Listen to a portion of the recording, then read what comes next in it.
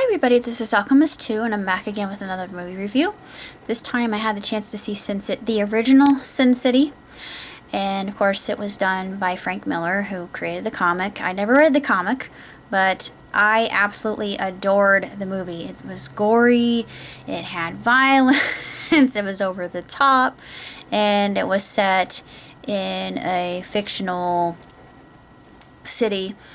And of course, I was trying to figure the common thread throughout the three stories and of themselves, and I enjoyed the fact that Miller and Tarantino was also a director on. He was actually a guest producer, and you can see his influence. And I thought, yeah, no wonder I like this. But the action in it, just the amount of sanguinary fluids, and yeah, I really savored it. I don't really condone gore, but it was something that was extremely entertaining, and it had an excellent storyline woven throughout it. And of course, Bruce Willis, he played the main character, and it's interesting to see that they all have the main male characters, or the protagonists, they always have a female in their life, and the females, they take on different leads, and it seems like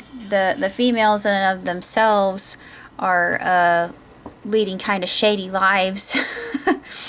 And yeah, it's very intriguing, but the women are the ones that have all the cards and the control and the power, and there are other things that are happening. It's very convoluted and multifaceted film, with the common thread, of course, would be the corruption of the city, and who's holding all of the chips and can be used for bargaining. And then you've got the hard, tough nut to crack hero, like Bruce Willis's character, and he's got a condition. They all have a condition, it seems like.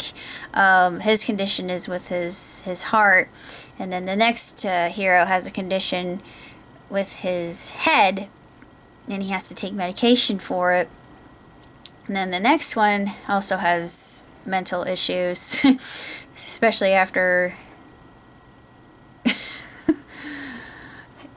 one of the characters is killed by Miho, and Miho was the character I instantly fell in love with, because I adore anything with samurai swords. So yeah, that's why I loved Katana so much in Suicide Squad. But needless to say, Miho was a remarkable character. She was just kick butt and just astonishing. I thought all of the women were very strong, even though scantily clad. It didn't really objectify women as far as I saw it. It was a depiction of this city, and everything had gone wrong, and people had to make a living the best way they knew how, and the old criminals were coming back, and yeah, it was just a very dark and gritty noir. But I also like the fact that they added color to it. It's kind of like with Schindler's List and the girl in the red dress at the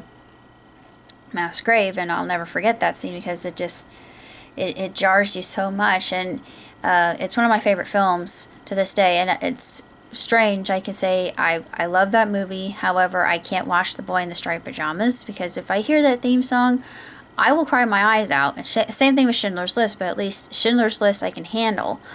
Yeah, I'm complete contradiction of myself. But as far as movies are concerned, and comic book films, and in general, this is probably one of the better depictions I've seen. It was flawless throughout, and of course Michael Duncan.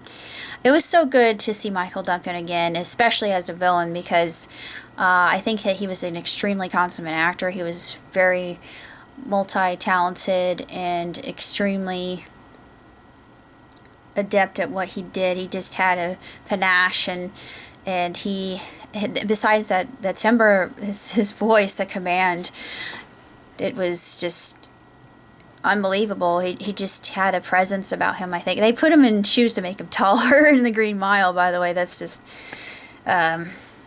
trivial knowledge, but I like Michael Duncan quite a bit, and it's just sad that we lost him so young. But wasn't it, I don't know if Sin City was his last film or not, but I just thought, oh, I've missed him. I've missed his voice. I've missed his face. And he's playing a villain. Oh, how delicious. But yeah, it was good to see. It almost made me cry. But yeah, usually I don't cry in movies like that. And this movie really gave me no reason to cry.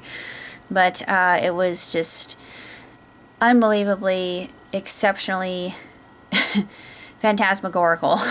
And